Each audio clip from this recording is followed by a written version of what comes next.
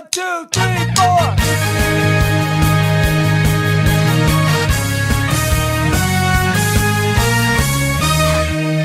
Bon dia and good morning, my brothers and sisters. This is our 6th hebdomadal episode of the Good Morning Guys podcast.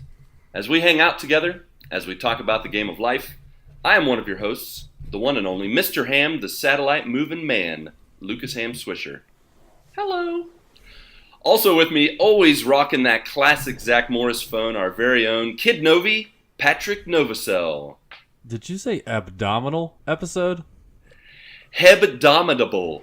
Yeah, Dang it. We're just making up words now. No, it's hebdomadal. Yes, there it is. That's how I said it the first time. Abdominal episode. The old hebdomadal episode. It's a real word. I looked it up on the interwebs. I don't believe you. Yep, it's not fake news. Real news. They always tell the truth. Patrick, can you just say hello? Hello.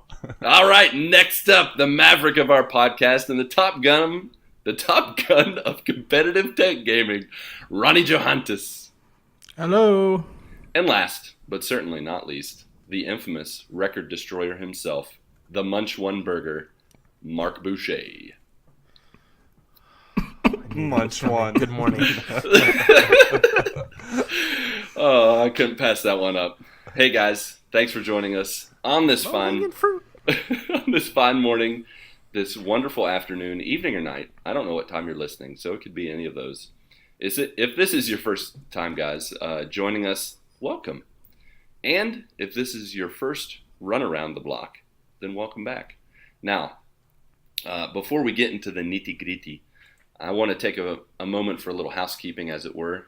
We don't do this very often, but I wanted to make sure we covered some important things before we go into the news, the updates, and all those topic of the show kind of things. As this is one of many conversational podcasts out there, it's very important to me, very important to my boys, that we don't just sit back and listen, that you guys don't just sit back and listen to us talk about random stuff, but that you'll find ways to connect with us, continue the conversation. We just recently started a Discord. Woo woo! Yeah. Yeah, and that Discord is free of charge with no strings attached. So you can ask questions, you can share your opinion, insights, share some inspiration, share about what you've been up to, maybe give us a little feedback, suggestions for the show. And I believe you can find that link on our Twitter feed somewhere at the GMG Podcast, or even search for us in the Discord app or the site. I don't think I know how that actually works. So, Pat, does that sound right? Yeah, that sounds right. Way to sell it. Perfect. I'm trying real hard right now. It's very easy, we swear. We swear it is. But if you aren't into commitment, you can still find us on Twitter and on Facebook, the Good Morning Guys podcast. Also, please take a couple minutes sometime soon and rate us on iTunes. Maybe even right now. Pause the show. Give us some stars, some feedback. Help us reach some new listeners. Wow. Meet some new listeners, make some new friends in our quest to continue making international and national connections throughout the world. Speaking of international connections, Pat, do we have many international listeners to shout out and thank today? Yes. So I was taking a look at our listeners, top viewed or top listened to episodes and where people are listening. And majority of our listeners are from the United States. No surprise. But close second is actually Brazil. No surprise Brazil. there. Look at that. But we do have 4 other places around the world that are actually listening to this podcast. We got Sweden. We have Sweden, nice. Canada. Canada. Yep, that's their theme song. Theme song? Theme song? Wow, yep, their theme song. That's one name for it. They're such a cool country. They're like their own TV show. We just lost them. Come back. We're sorry, Please don't leave. We have the United Kingdom. I don't know their theme song. And God save the Queen. Yeah. And then we have, last but not least, Israel. What? Ooh, how crazy is that? That is so awesome. And we don't have just one, we have 4 listeners, or 4 listens from Israel, which is crazy, by the way. Shout out to Israel. Yeah, so around the world. That's awesome. Glad to hear it. The next thing I want to talk about as part of housekeeping is Extra Life. So Extra Life starts in 2 weeks, and Extra Life is a program where gamers around the world play games to help heal local kids. They do this every year for 24 hours straight. They play games and fundraise to support the Children's Miracle Network hospitals. They've been doing this since 2008, and they've raised more than $40 million to help sick and injured kids. So if you get a chance on November 3rd, check out Twitch. There's going to be a ton of people that are going to be hosting. sounds like Twitching they might. sounds like a different thing. They might need to go to the hospital if they do too much twitching. I think I'm looking for the word is streaming. So There they'll be you streaming go. for 24 hours straight, and that's game day on November 3rd. If you have a chance to check them out. If you actually want to donate, you can. You can go to extralife.org and choose a team that interests you, or you can check out our team at extralife.org/team/MTTG. Married to the games. Right? Oh, yeah.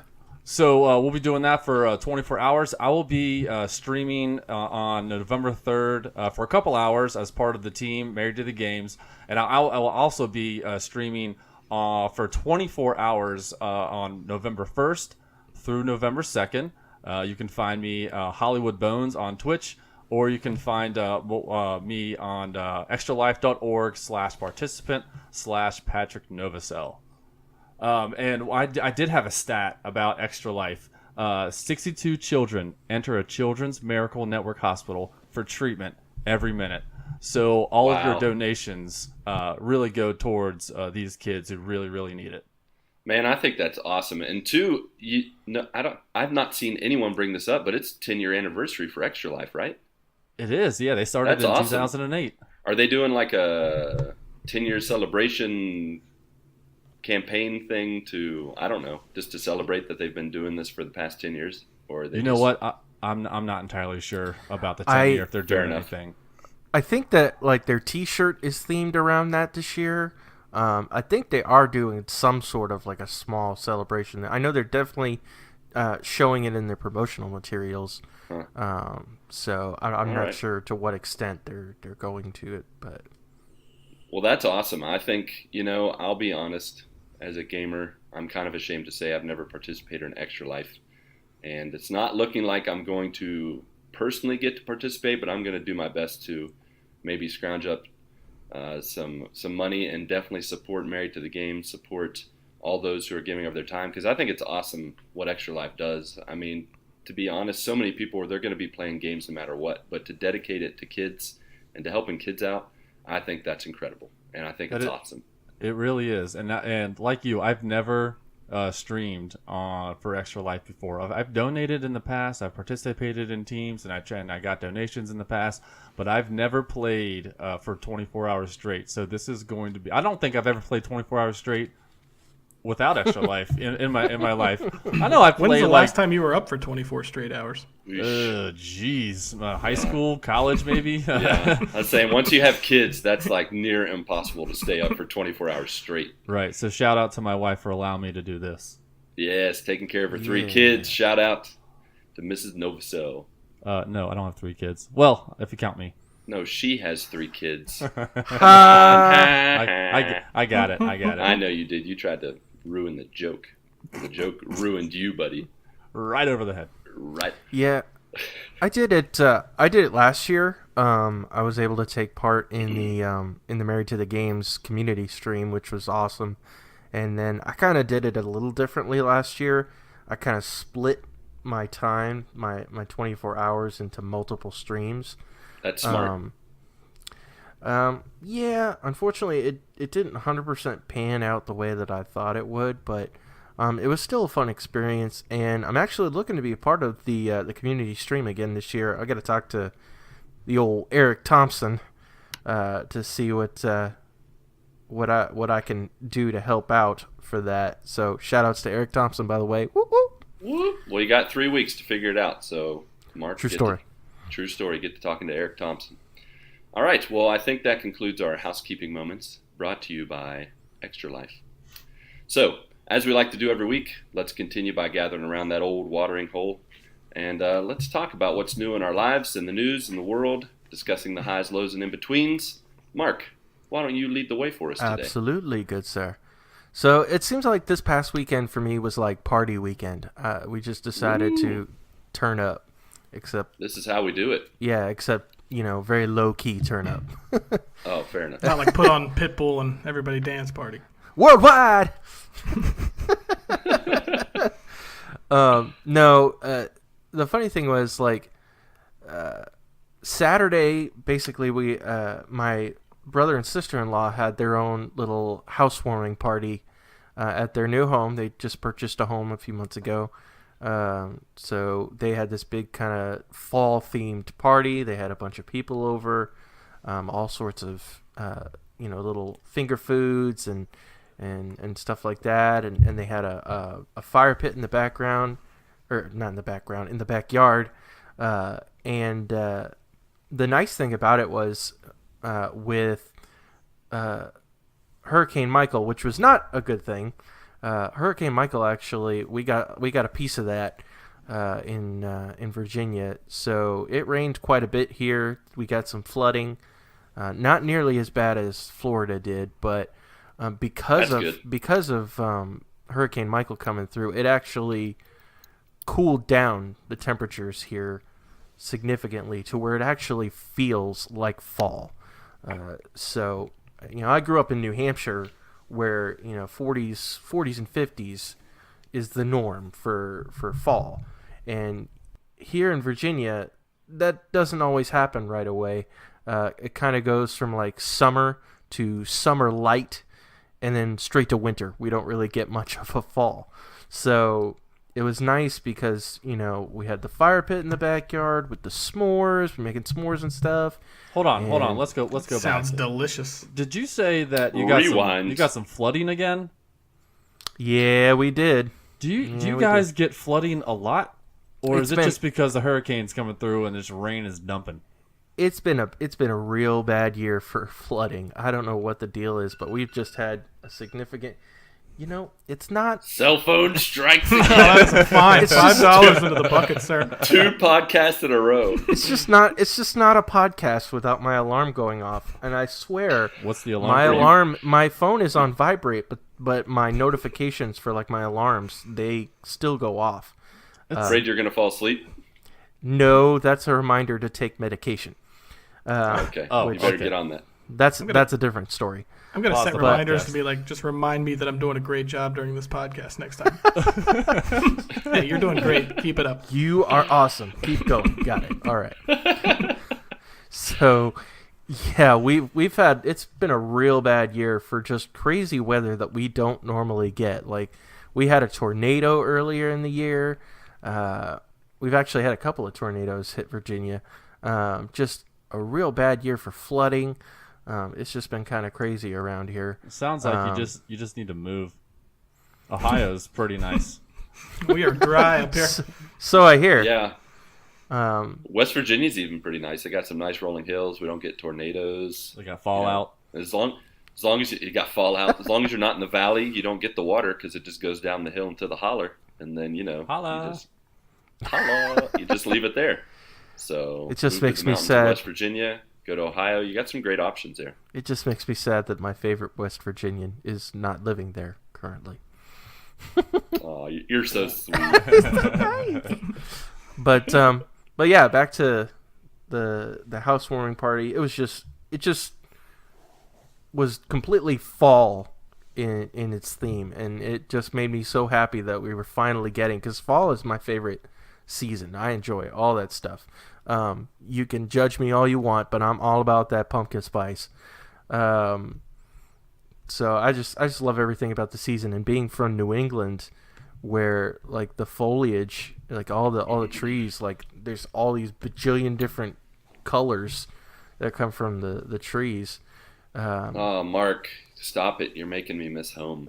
That's something I miss so much. Nothing changes here. Like here in Brazil, it gets a little colder during part of the year, but none of the plants change color. Nothing happens, and so there's very little to tell you what season you're in. So I so miss the changing of the colors of the leaves. I'm pretty sure I'm gonna buy a Fallout 76 just to watch the leaves change in the game.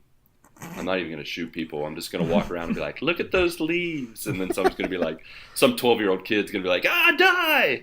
It's going to be awesome. I was actually listening to do you guys know who Jim Gaffigan is? Yeah. Okay. So I was listening to not to get too off topic, I was listening to a little segment from one of his stand-up specials where he's like, all these people talking all the time, like, look at the foliage. And I'm just like, and he's just like, you're watching the leaves die. It's true. It's quite sadistic. Yeah, he does a better job, obviously, of telling the story, but it's hilarious. It was a good effort. Yes. That's a pretty good try. Yeah, pretty good, I thought. But so yeah, the housewarming party was that night, and then the following night, my mother-in-law's side of the family actually came up from North Carolina. To come to kind of like a dinner thing at my in-laws' house. So we kind of had another party, which we hadn't seen them for a while. So that was a great time. And then Monday was our normal sort of La Carreta night, which is the Mexican restaurant we go to. What kind of game did you play this time? We did not play a game this time, unfortunately. No vomiting cats? Wait, is that right? No cats? No, that's bags. That's bags of cats. Exploding kittens. Oh, exploding kittens. That's what it's called. Samsonite. I was way off. Vomiting cats. Jeez. Vomiting cats just sounds awful. Oh yeah, because what's the other one called? Oh, exploding kittens. Yeah, that sounds exploding kittens is hilarious. Vomiting cats is just disgusting. But right. In any case. So that was pretty much a lot of my weekend. But on the gaming front, that old Black Ops 4 came out on Friday. Yeah, it did. Blops! Yep, that Blops 4. Blops Quattro. This sounds like something you do in the toilet. But anyway. Whoa. Hashtag poop life. I don't think you can say the bloops poop and the blops. Oh, right. Retract that. No, but I take it back. Don't retract it, Patrick. Rewind. We're cutting us all out.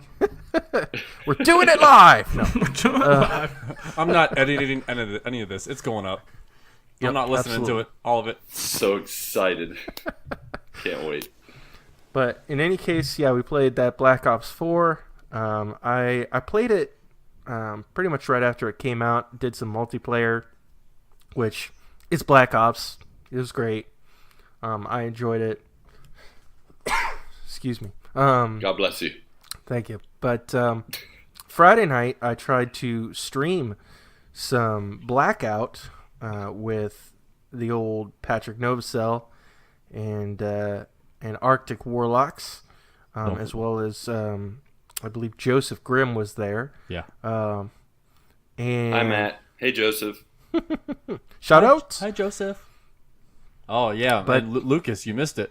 I was singing on that. He was singing. I heard that you were singing, and I heard I missed it, and I was very disappointed. I kind of take that personally, since you didn't sing to me last week. I did it because you called me chicken last time, and I was like, you know what? I'm singing without him. For the record, I'm not sure they actually called you a chicken. They were making the sound, but I don't think they addressed. I mean, yeah. Tomato. How do you think that was directed at you? I just like to make the chicken sound news. Every now and again. Just like, yeah, I'm with Ronnie on this one. False. Wrong. But in any case, yeah, so we were streaming Friday night, trying to stream some Blackout, and man, for some reason, my stream and my experience trying to play Blackout, it was just so choppy. The frames were dropping like nobody's business. So, and even after I just decided to turn off the stream because I was planning on taking that video from the stream and putting it up on our YouTube channel, but It was dumpster fire. Are you playing on the old Xbox One, the OG? Yeah, and that's probably there's your the problem. Yep. Yep. So can we set up a Patreon to get me an Xbox One X? I don't think that's how Patreon works. That's more of a GoFundMe. Xbox. If we get enough One X. Patreons, then Mark, instead of you getting something, Mark gets it. Yeah. We're seriously not doing that, though. I love you all. But yeah, it was just garbage. So I turned off the stream, and even after I turned off the stream, it was still dropping frames. And I honestly haven't played it since. I'm gonna go back to it, but I'm just hoping that's not gonna be the case consistently for me playing on the Xbox One. The beta was smooth. I don't know what the deal was. Maybe fine. It was just mine was good, man. I don't know what was going on with yours. I don't know if you just had a bad connection or what, but it's been nice and clean for me. Maybe I just need to restart my router or something. But yeah, I mean that was pretty much for me on the gaming front. I'm excited because we are going on vacation this week. We're going into the mountains with my in-laws, so that'll be cool. So yeah, heading to the mountains. But so that'll be a good time. But that's Appalachian Mountains. No, not so much. Smoky Mountains. No. Rocky Mountains. No, that's in Colorado. Blue Mountains. They're mountains. That's all I got. What's happening? But that's pretty much my week. So, Ronnie, how was your week? My week was pretty good. Everything was normal except that this week I decided I'm like 2 years into a lease, so I'm at the point now where hopefully I can go trade it in without costing me too much money. I always end up with a 3-year lease on my vehicles, but I usually keep them for about 2 years, and I'm like, all right, I'm out of this. So I just started looking into new cars. I have a 4-door Jeep Wrangler, and I definitely want to get another one. And the new ones, man, they are sweet. I actually have a car dealership like 1 mile away from my house, and I pretty much have to pass it every time to get to my house. So it's like they're just like yelling at me like, hey, come on, we're over here. We're pretty. We're prettier than what you have. So yeah, it is definitely it's exciting and stressful and all of the above. But that's pretty much the only thing out of the ordinary that happened for me this week. Patrick, what about you? I went to the Bengals game on Sunday. Oh, yeah, you did. You need to stop going then. Yeah. Unfortunately, the Bengals lost in the closing Oh seconds. no, you're bad luck.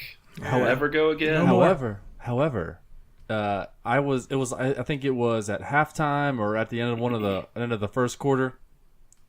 I noticed a couple in front of us, and the guy was starting to talk to his significant other, girlfriend, or whatever at the time, and I looked at him like, he's going to propose. I don't know why I thought that, but it just looked like this dude was about to propose to his girl. Like, did he look a little nervous, or he looked like he had, the old sweaty palm, like nervous kind of look. You're like he didn't know what the heck he was doing. He didn't know what to do with his hands. He was just like, I don't know what's going on. I don't know what to do. Well, dead giveaway. Yeah, so I was like, he's gonna propose. I've been there before. So he gets over to the aisle, and I'm like, I grabbed my phone out, and I got onto my camera, and I'm like, okay, if he's gonna propose, I'm gonna make sure I take pictures of this, because it was gonna be a cool moment. Yeah. So he grabs her hand. I'm like, yep, he is going to propose, and lo and behold, he drops to one knee, and he asks her, this lady, to marry him. And she, lady, lady. I want to make sure that yes, it was a male and female. Wrong lady. Yes. I'm so sorry. And she said yes, and I caught it all. I took I don't know, maybe 10 pictures, and they are in the photo mode or the portrait mode on the iPhone X. I don't know if you've seen or if you have an X and you've taken pictures on the portrait mode. but it kind of like it focuses on the foreground and blurs the background. It makes the colors pop, and it's just real. They make really, really nice pictures when you're in that mode. It's really neat. So I took these pictures, and as they were walking back to their seats, I started talking to them, congratulating them, and things like that. And I told them I took pictures of this, and they were really excited that I took pictures of those. And I texted them to them, and I don't know if you saw it, but I posted on Twitter right after that it was like hashtag seize the day, hashtag proposal, and it was actually one of the other than what was going on in the game, because the game was pretty boring. But that was the highlight of the Bengals game for me. It was really, really cool to see that. Yeah, that's real cool. I saw the picture. You did? Okay, cool. Yeah, for sure. So after the Bengals game, I get home, and I get home about 7:30, and I had accidentally take a nap, and I fell asleep. I accidentally took a nap, like you're a narcoleptic person or something. Just walking, all of a sudden I was like, ugh, and then took a nap. Well, I just I laid down, and the kids had already gone to bed, and so I laid down on the bed. And I wake up at 9:30 because we were supposed to guest on one of the podcasts that Mike BC does, the Quest for Pixels. And we're supposed to do that at 9, and I wake up about 9:30. And as soon as I woke up, I'm like, I thought it was 9:30 in the morning, like I had to be at work. That's hilarious. So I was like, oh my gosh, it's 9:30, I gotta get up. And I get up, and it's still dark out. I'm like, what is happening? What is going on? It's still Sunday night. And I'm like, oh my gosh, I'm supposed to be on a podcast half hour ago. Yeah, you were. So it was so funny. I apologize to you guys for waiting for me. But yeah, we guested on Quest for Pixels with Mike BC, talking about video game news and things like that. So that was pretty cool to do. Yeah. And then on Monday night, I watched Doctor Who episode 2. Very nice. Yeah, I'm still on the fence about it. Still on the fence. Not sure how I feel about it. But I did watch it, and I promised Marc that I was going to watch the entire season, and I'm going to watch the entire season. Just so I can say I watched the entire season, and I can give my full review of whether I'm going to watch any more seasons. That's some commitment. I totally forgot to mention that in my update too. That Did you watch it? I did. So the thing with me is I typically wait until my wife and I both can watch it because it's our thing. So we weren't able to watch it until tonight. So we got to watch it, and us being diehard Doctor Who fans, we very much enjoyed it. For those, I mean, this isn't really a spoiler. The first time she gets to look at the inside of her, and I'm gonna say it just for the sake of appeasing you, Tartarus. Nice. Yeah. We have another convert to the Tartarus. Yeah, when she was like, "This is my TARDIS," I'm like, "No, that's not the way you pronounce it." Yeah, she said that wrong. It's like, oh, is that the British accent? Tartarus. It's really Tartarus. Yeah, is the American way. So is the TARDIS different every time, every season? Yeah, typically with new Doctors, they like to. Well, the first in the new series of Doctor Who, when they started, it was probably about 13 years ago. They started it back up.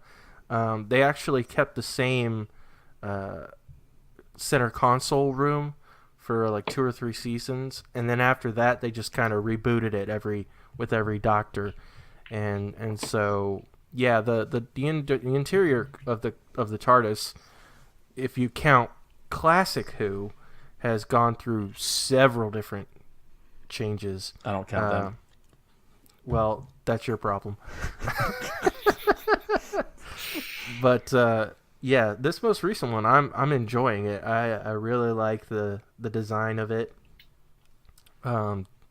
So, and I enjoyed the episode. I thought it was good, and there was a lot of character development involved.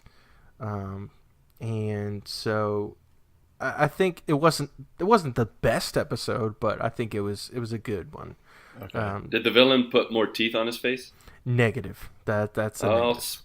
Spoilers. That character. Well, he kind of sort of was in this episode, but not really. Yeah,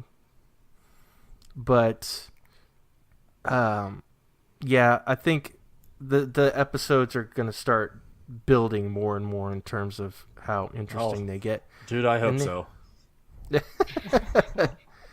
Well, you can do it, Patrick. It's quite you're showing true friendship and true dedication, sticking with it. You've got to represent. I think it's good. I think it'll be good at the end of the season for both of you guys to give kind of two different perspectives and a review of Doctor Who. I think that'd be really cool. And then Ronnie and I can just be like, "Yep, I gotta be honest with you. Like, Patrick's dedication is totally bearing me over here. I got a list of movies you guys have recommended the past 4 or 5 episodes, and I haven't watched a single one. Patrick gave me a physical DVD of one in person. I still which one? He gave me the Superman movie. Nice. Yeah. Yeah, you need to jump on that. No, I mean, I definitely have to watch that one because he took the time this week to give it to me. We want a review next week, folks. You heard it here. Next week, Ronnie Johannes is going to give us a review of Superman. You need to hold him to it, and we're going to hold him to it. Just in time for the 40th anniversary. Set a reminder in my anniversary. phone every night. Yeah. Take a 2-hour break from sand volleyball and just pop that thing in your Blu-ray DVD player and give it a watch. There it is. I am going to actually watch that one this week at some point. I am going to clear space. Awesome. Nice. Awesome. Yeah. But yeah, I'm actually excited though for the next episode of Doctor Who though, because they're actually going to have the character. No spoilers. No spoilers. It's not a big spoiler, really. Nope. No spoilers. I don't care. I like to watch. I like to watch episode to episode, no matter what show it is. I don't like to see previews of things I know I'm going to watch. No. Okay. When I watch it, I'm watching on the BBC app on my Xbox, so it doesn't show previews for the next week's episode. So I didn't see any of those. Okay, well, I will be quiet then. Yeah, you told me a long time ago that you for The Walking Dead, you didn't even like to watch the scenes from next week. You didn't even watch that. You turned it off early, didn't you? I did, and I do that for every episode. And thanks for bringing that up. Do you still watch The Walking Dead? Because apparently I am behind since this most recent restart. Okay, the last one, I think they captured Negan. Okay, no, I haven't seen. I'm still on last season. Spoiler. Yeah, spoiler. Thanks, appreciate that. Awesome. I don't even know who Negan is. I've been behind since episode 1 of season 1. Oh, really? So apparently, segueing into The Walking Dead, apparently the most recent episode was a new series low for all Walking Dead episodes. This last episode had the lowest rating since season 1. I don't know which episode it was in season 1, but yeah, no, I mean, I don't know if it is because people are getting tired of the Walking Dead, or if 2, it is because people are watching it on demand, people are DVRing it, or people are watching it on the app like I am, or watching it on Netflix. So I don't know what the reason is, but yeah, they are the ratings are plummeting. So if you guys aren't watching The Walking Dead as up to date as everyone else, I mean, it's looking pretty grim. I think most people probably feel like I do. The reason I guess I haven't watched is I kind of lost that excitement. I watched all of them, and it is a really good show, and you become really attached to the characters. But it's I feel like it was just more of the same. It just, you know what I mean? The story keeps repeating. There's a bad guy. They're after this bad guy. There's been a couple of them so far. It just, I don't know. It seems like just more of the same every time. I think that's why I stopped watching. Yeah. We stopped watching towards the end of last season. I think we were in the last 3 episodes of last season, and we just got tired of trying to keep up with it. Honestly, especially, and I really don't think this is that big of a spoiler at all. I think everybody knows. Nope. I don't know. I haven't gotten through last season yet. Don't do it. Don't do it. You have been vetoed, He sir. will come to your house. I feel like you know this information already. I don't know anything. I don't know anything about who dies, who lives, who's leaving these seasons, or who's leaving the show. Don't tell me, please. Mark, he does the same exact thing in person, except it's more awkward. I don't even know. I don't even know. I don't even know you. You make life more difficult for me. But No. okay. Well, Yeah. I'll just stop my comments there too. I appreciate that, and I love you for that, and that's all I got. It's going downhill basically, and they need to end the show. Don't do it. Stop it. Ah. Now he's got preconceived notions, and he's going to watch the next episode just thinking about how. according it's all That's not downhill a from here. spoiler. That's an opinion. Come on. according to the Nielsen ratings, yes, it is going downhill. Now. Yeah. But yeah, that's all for me. Lucas, Ham Swisher, what do you got? So here's what I got, guys. I spent 2 weeks in the U.S., and I came back to see my family, and it was glorious. And then I discovered over the weekend that they actually had a 4-day weekend. And so I had a staycation with my family this past weekend. It was awesome. Awesome. It was a nice mixture of lazing around the house, doing some gaming, watching some shows and movies. We even took a little trip to where we used to live and visited some friends and family. And it was just an overall nice weekend. I want to note 2 things from the weekend that we did that was just very enjoyable. One was, I don't know if you guys have ever watched Planet Earth or Planet Earth 2 or Blue Planet. Anyone? Yeah, I watched Planet Earth. I think that might have been my first Blu-ray was Planet Earth. That was one of my first Blu-rays also. Yeah, it's pretty cool. Pretty cool. Well, if I saw Ronnie shaking his head, those that are listening, you can't see Ronnie shaking his head, but he definitely shook his head. And so he has not seen Planet Earth. Well, let me tell you that if you want to see like the most pristine HD picture, but something like in real life, it's all about Planet Earth. Like some of the things that they film, the things that they show with animals and environments and jungles and mountains and oceans and everything, it's amazing.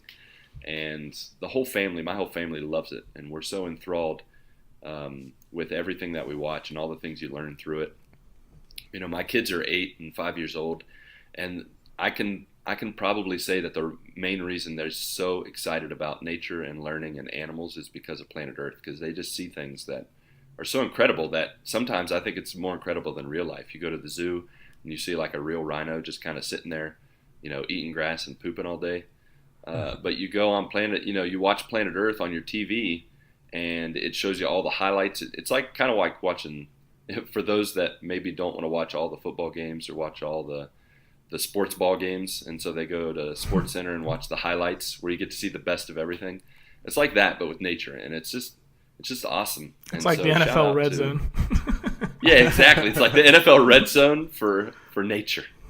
It's just amazing, and it's so beautiful, and just so we definitely watched a few of those episodes over the weekend.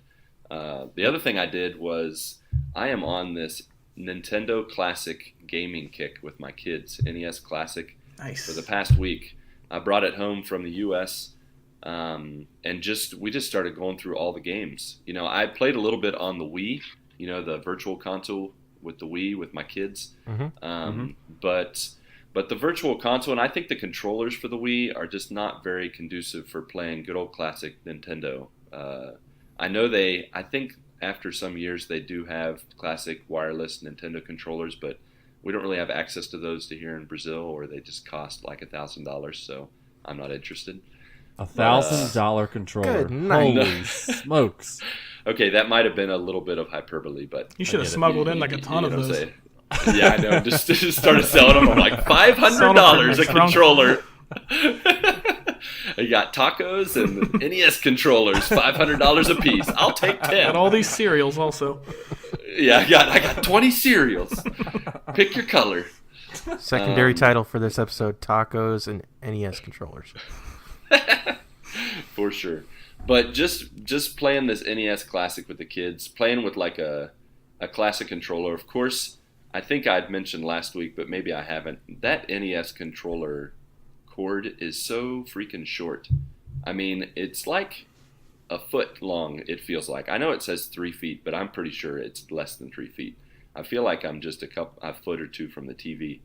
And I got an extension cable, but once I got the extension cable and we could sit on the couch and play some classic Mario, I discovered some new NES games that I'd never played, like Balloon Fight and Ice Climbers. I'd seen the Ice Climbers in whatever that game's called. Ice Smash. Climbers? No. Thank you. Thank you for that. What is it? Smash Brothers. That's what it is. In Smash Brothers on Wii and Wii U, and I think, no, Switch doesn't have the Smash Brothers yet. But, Yes, it does. Well, it's coming, I think.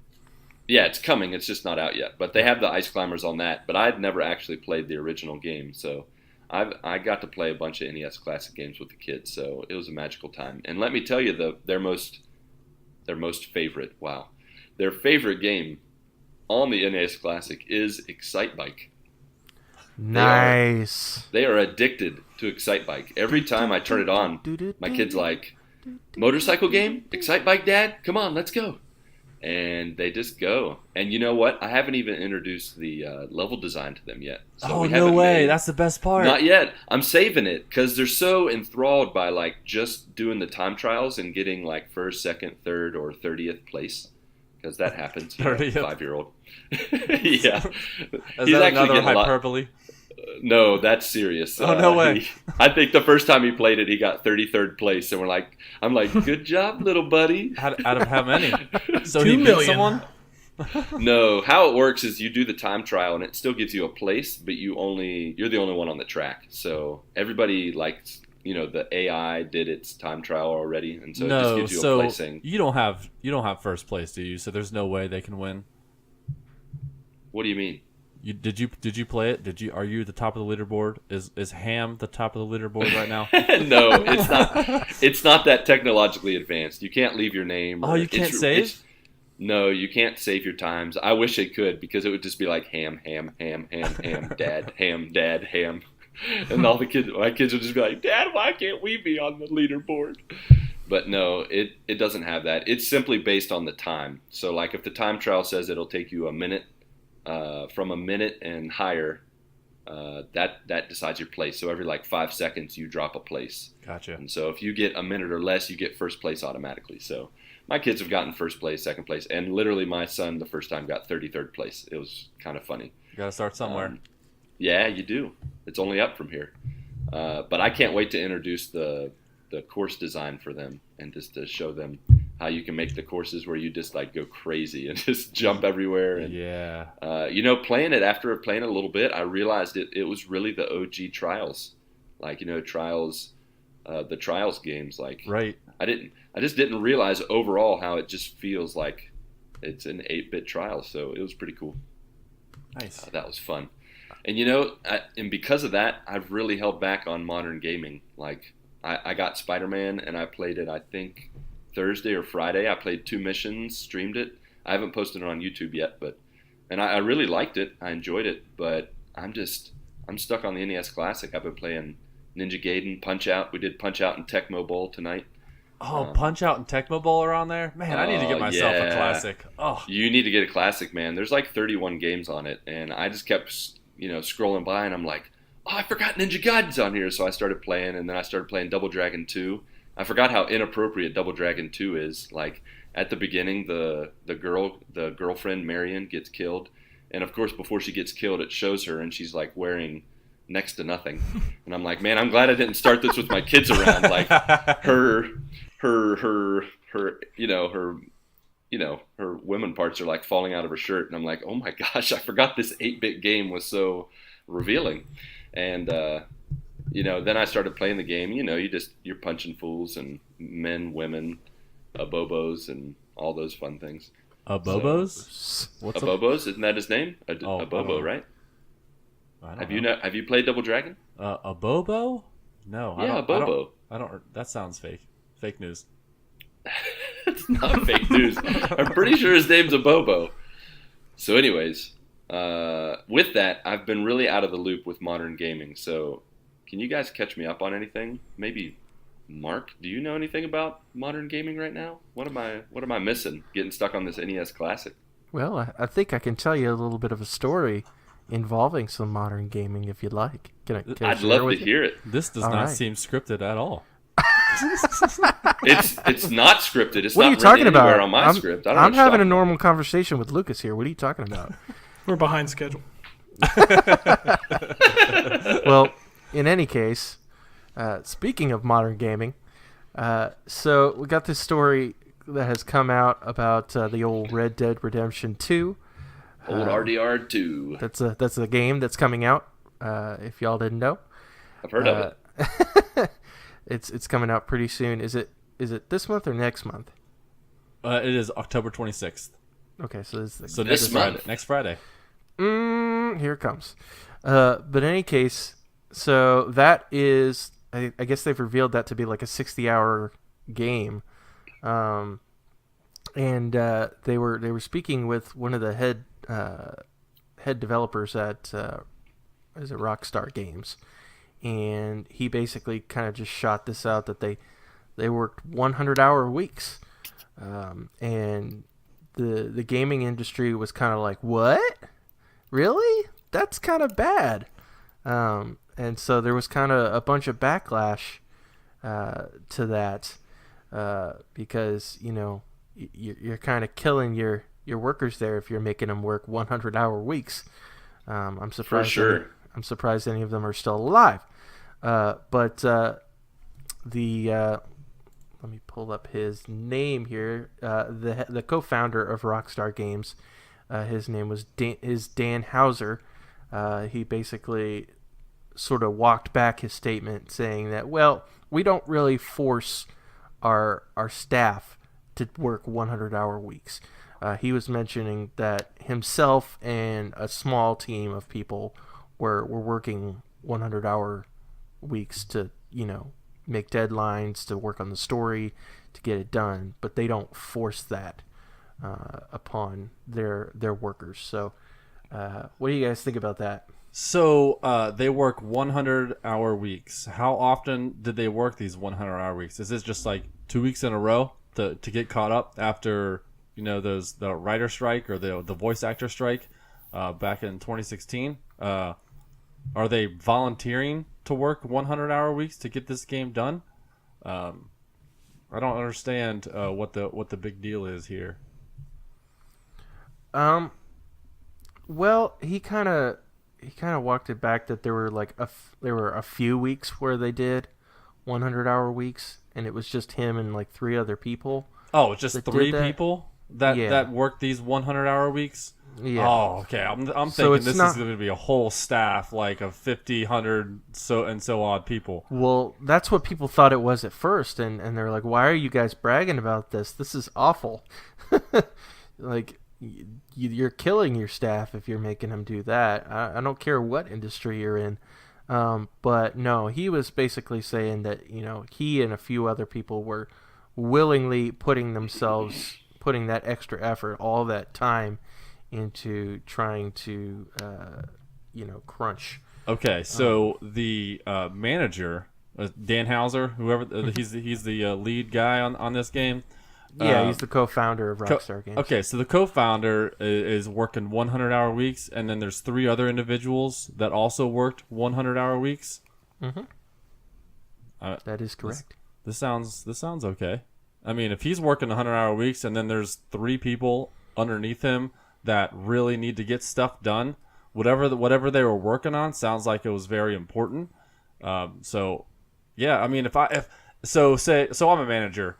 And if I worked 100-hour weeks and I had 3 people who are like, hey, we all need to get stuff done. Let's all stay. Let's hang out. Let's work, you know, around the clock for a few weeks straight. I don't see the issue with that. But you know, you said like it originally sounded like there was a ton of people just slaving away, but it sounds like this was on their own volition, that they wanted to do this by themselves, and they were doing it with the guy in charge. So I don't see any problem with that. Yeah, and that's him kind of walking it back. and he basically says we obviously don't expect anyone else to work this way. But that was where the initial backlash came from, was basically the idea that came across. It's like he was basically forcing the staff to work these stupid amounts of time on this game. And they're just wondering, well, why didn't you hire more staff? I mean, you're Rockstar Studios. But, and that's why Dan Houser kind of had to come out and issue this clarification. Gotcha. So this was fake news. Was that the third time we said fake news? Okay. He basically needed to clarify his statements. Gotcha. People kind of took the ball and ran with it. Yeah, it is interesting how sometimes the media can take something and actually uncover something that's, real news or real controversy. And then other times they throw something out there. Like, I had actually seen the headline for this, but I didn't read much into it. So I really assumed, based on the coverage, that Rockstar was like overworking their people and making them do these 100-hour weeks. And to find out that actually that wasn't the case, and there was actually a few people. I mean, I guess I'm glad they were able to, let the truth come out, and it wasn't that big of a deal. I think if a workplace is mandating people to do 100-hour weeks, that's pretty unhealthy. But at the same time, if it's like crunch time for a game or something that needs to get done, then I don't think a 100-hour week, if you're dedicated to your craft and they kind of work seasonally, it's something that they got to do. So I think it's okay. But we can't deny that news was definitely controversial and raised a little controversy. So speaking of controversy, I think that should just lead us right into our topic of choice today. Does that sound good to you guys? Sounds like a plan. Let's go. Excellent.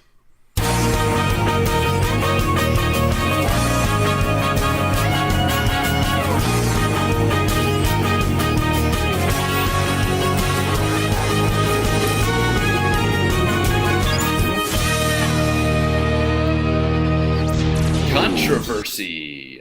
So that's what we're getting into today, guys. A whole bunch of good old-fashioned controversy. Now, my hope in this topic is that it'll be a springboard for other topics to come, as there are many controversies worth discussing. And so we're not going to talk about all of them today.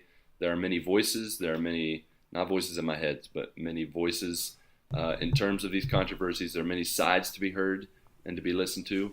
Of course, before we get into the thick of things, it should be noted that our goal with this topic of controversy is not to ruffle anyone's feathers. It's not to cause any negativity on our show, in our Discord or community, or on the interwebs. I think some places like Twitter have enough of that. We don't need to feed into it. Right.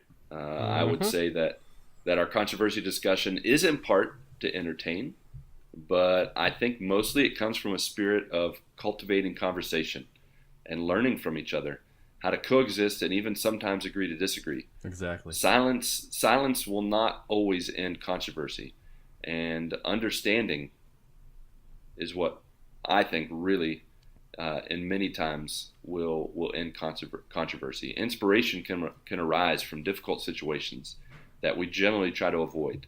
I personally am kind of a middle-of-the-road, independent kind of person, maybe like some of you here in the group or listening. But I can't deny that sometimes we just need to duke it out in a healthy way and not let our differences prevent us from talking it out. So we will proceed with that expectation that everyone here will be respectful but genuine, knowing that everyone has a place to share their thoughts and opinions without fear of backlash, while also knowing that they will be challenged in the same breath. Sound good? Speak for yourself. Mm-hmm.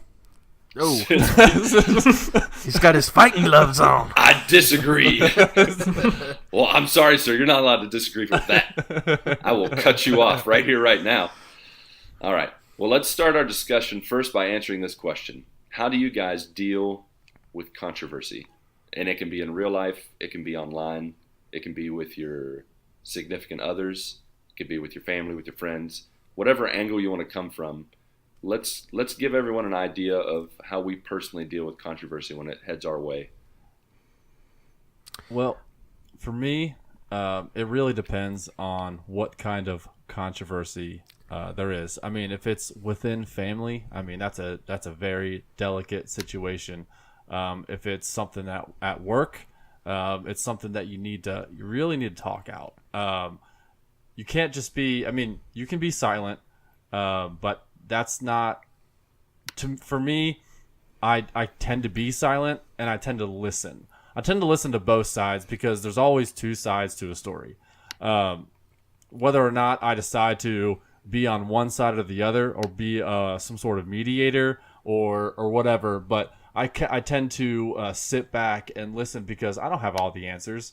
I don't have the right answers. I may have the wrong answers, and I may be wrong in a Right. controversial situation. But being able to be in an understanding mind that I may be in the wrong, or my opinion is my opinion. But yeah, it's for me. It's a lot of listening, and sometimes my quietness can be construed as like I'm stewing, I'm brewing up, and I'm gonna explode. But no, it's me, and I'm listening to the conversation. I'm listening to both sides because I don't have all the knowledge. I don't have sometimes I don't have the knowledge that another side has, or whatever. But yeah, for me, I tend to listen more than I do talk in a controversial situation. Yeah, I really resonate with that. I also deal with controversy, at least initially, in silence. I prefer to observe, to listen, kind of weigh the best options. I think I always try to seek to understand before being understood. You know, as the scripture says, be quick to listen, slow to speak, and slow to become angry. I think it's always best when you approach a controversy, and like you said, Patrick, that can be unsettling for people sometimes. I remember one time in high school there was a guy who was arguing about the Bible and arguing about religion, and he was just going on and on and on and on, and I just sat there and listened, and eventually he's like, "Are you going to say anything?" And I'm like, "I don't really think like I have to, because you're not really wanting to have a conversation. You're just wanting to catch me in some kind of trap. You don't really want to seek to understand. You just want to be understood." And so I think I take a more conservative approach when it comes to controversy. Yeah, absolutely. I think for me, I tend to be, I'm kind of an introverted kind of guy, and I tend to be very uncomfortable with any controversy or conflict or anything like that. And so I start out with silence, honestly, because I'm uncomfortable with it. It sort of takes me out of my comfort zone, and I don't know how to handle it at first. But typically in any sort of conflict, especially being in ministry, and dealing with any sort of controversy or conflict or anything like that, yeah, it's all about listening. It's all about thinking before you speak.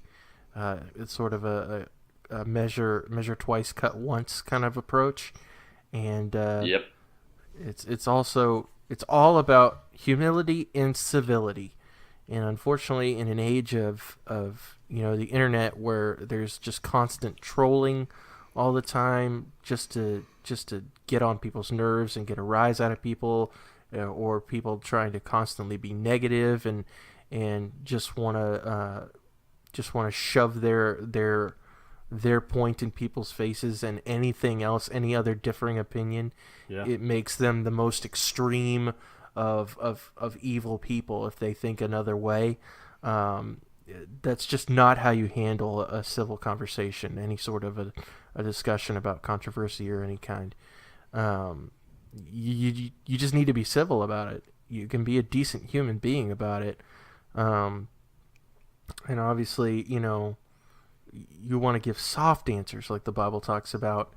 You need to speak in love, because if you're just speaking off, flying off the handle with your comments, and just have this attitude of anger, and I'm gonna force myself upon you and be angry with you with my comments, then obviously, I mean, your conversation is gonna go nowhere. So I mean, that's my big thing. But yeah, that's not an easy thing for me to come to personally.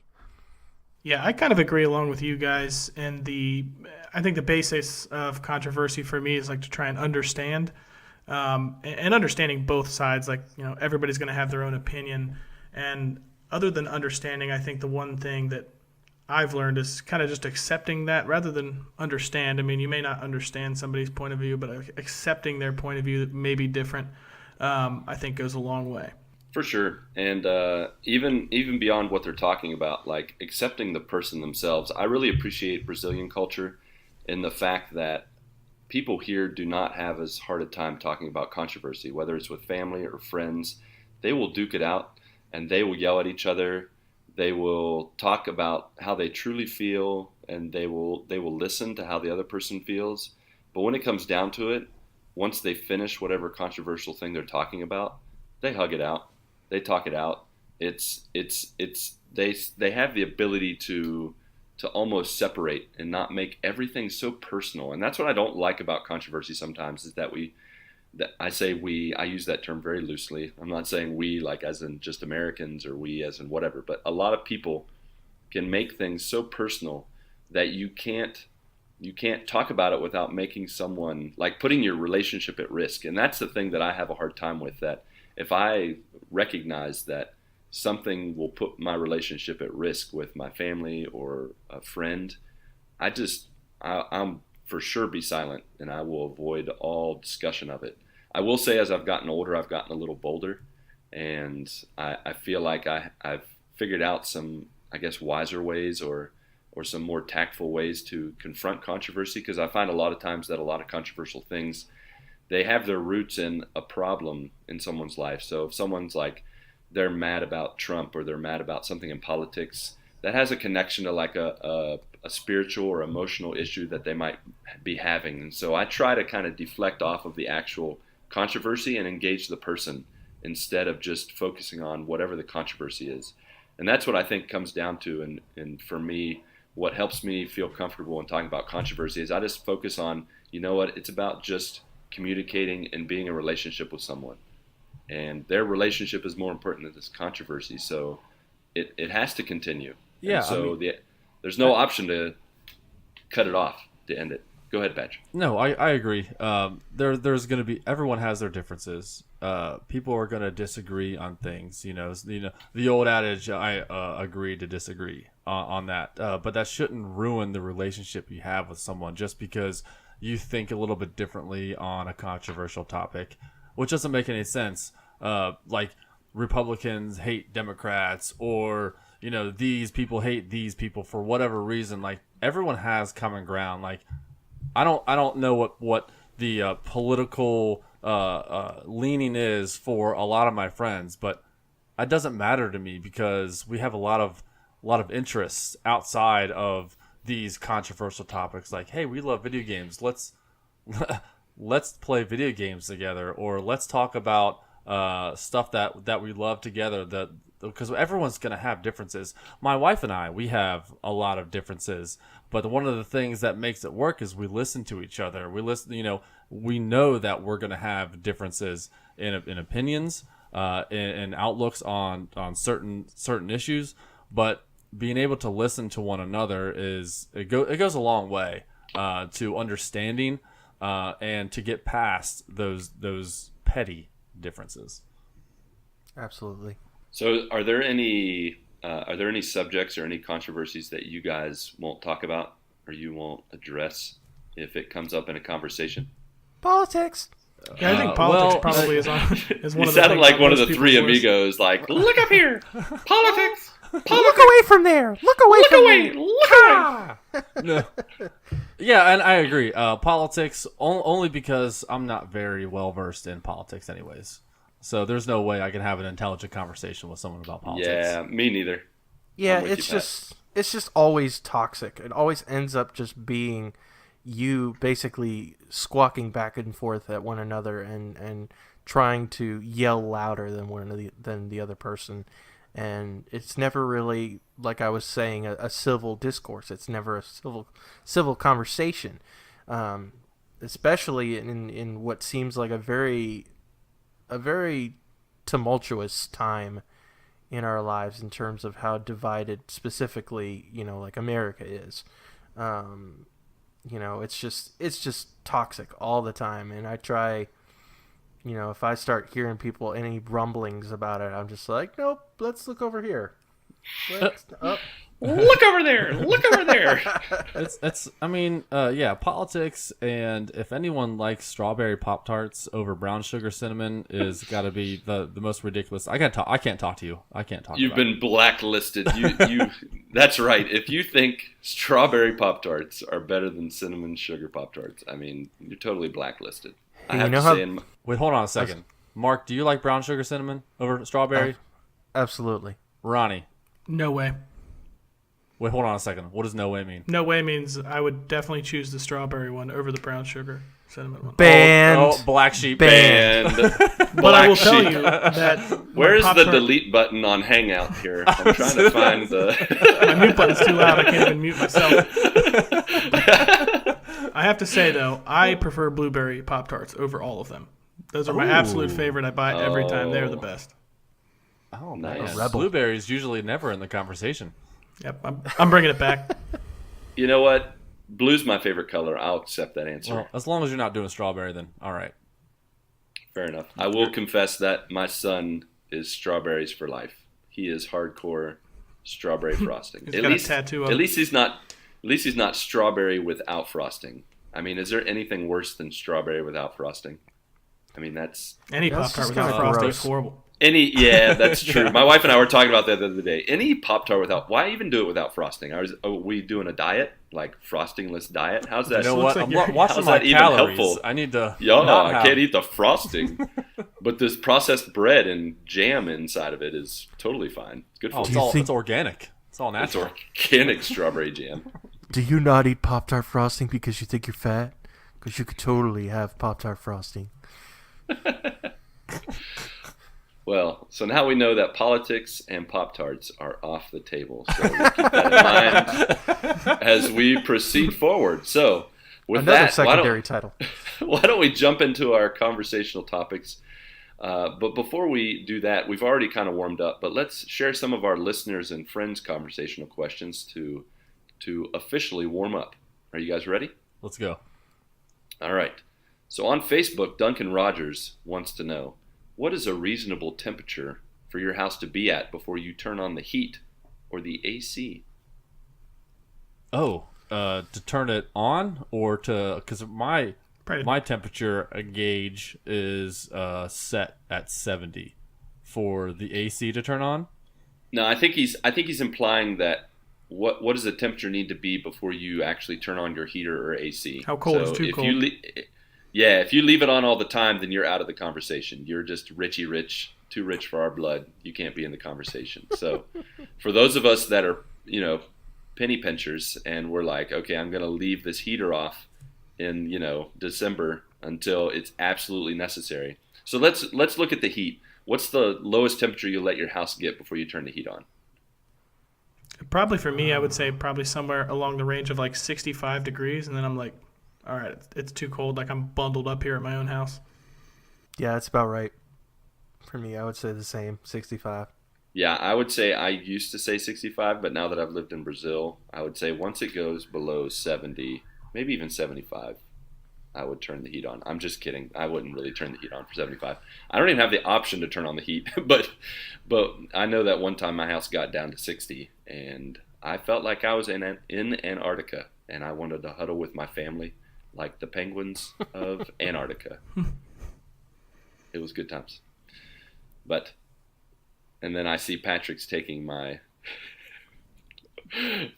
Central Air comment seriously. So what about I don't know what you peasants are talking about, but yeah, yeah, that's right. He's got a bag of ice and a fan, man. Yeah. What about AC? What's too hot for you guys? Oh, it's got to be in the 80s. As soon as it hits 80, AC comes on.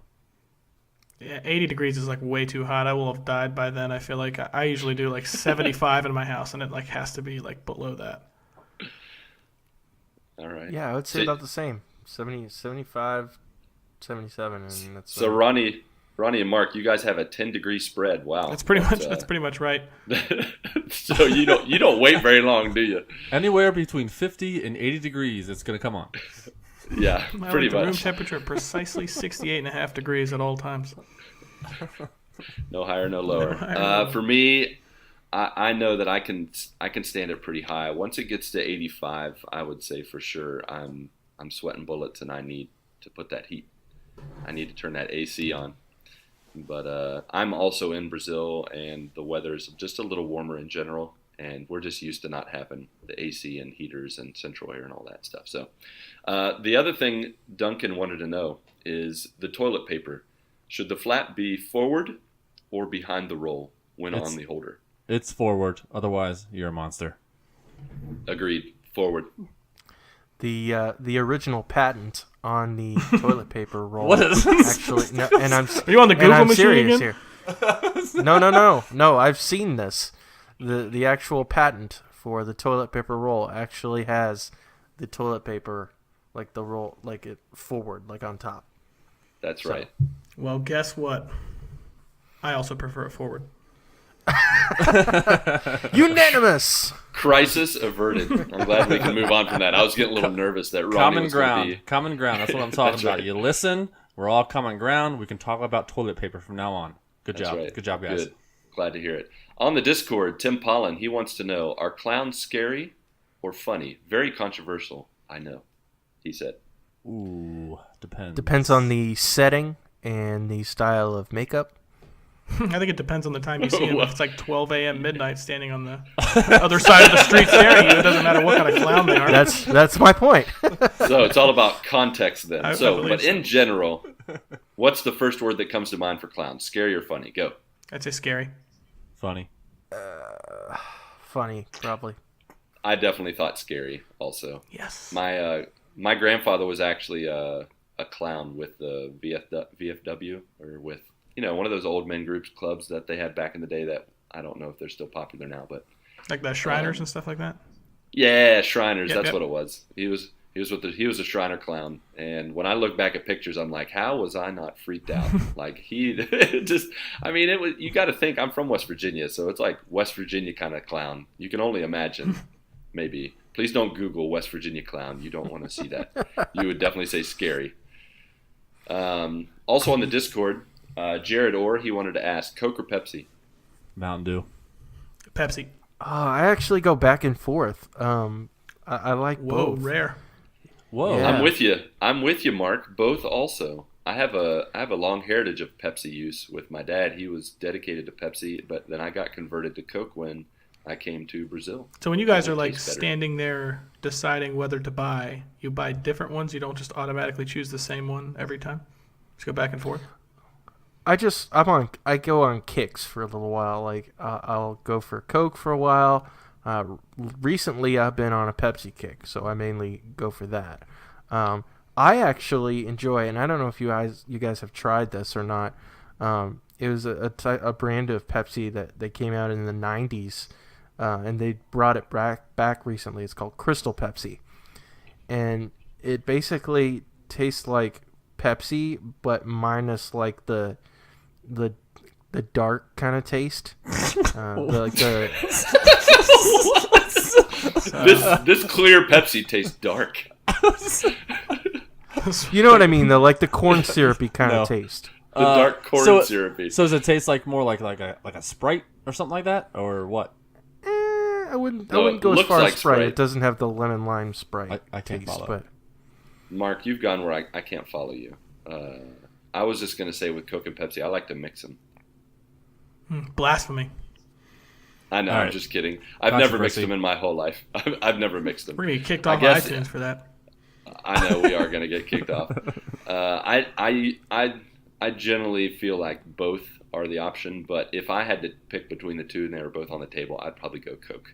So, how about PlayStation or Xbox? I like the PlayStation more, but I like the Xbox controller better. I'm gonna go Xbox. I'm going to go Xbox as well, but I'm more of a have your friends over and play type thing. So like I kind of veered away from PlayStation for that reason at the beginning, and I think I just never never traded sides. Well, I guess I'll have to say Xbox too. Psych! No, definitely PlayStation. So that's a no-brainer. I was always It's all about envious of MLB baby. The Show, though, for sure. Oh, That's man, the- I bet almost you, bought a you would PlayStation every love time that. for that game. You need to buy it. I've heard it's really good. I will say this: why not both? That's true. That is true. That is the option, just like Coke and Pepsi. You could say both. How about Chevy Yeah, or but Ford? But a Coke costs like $1, and the Xbox and PlayStation cost a lot of dollars. Touche. That's a great observation. That's a great observation. So much And easier. if you live in Brazil, it's $1 million. So we had to choose, and Brazil went with PlayStation. How about Chevy or Ford, guys? Which one? Chevy Nova, obviously. Well, the current vehicle I drive is a Ford Fusion. So what does that say? Chevy. Chevy. Absolutely. I'm going to say neither. I drive a Jeep, and they are awesome. I'm also going to say neither, and I'm going to say Honda because they last longer. All right, fair enough. There we go. That's not an answer. That's all right. If I had to choose, If you had a Chevy and a Ford in front of you, I'd I'd rather walk. ride a bike. if I had to choose, I'd choose Chevy. I just like running. I just like nice. All right, so now that we've warmed up on some topics, I think all of us came prepared with some serious and some funny topics. What do you guys think are some of the most controversial topics? And feel free to give us some background information.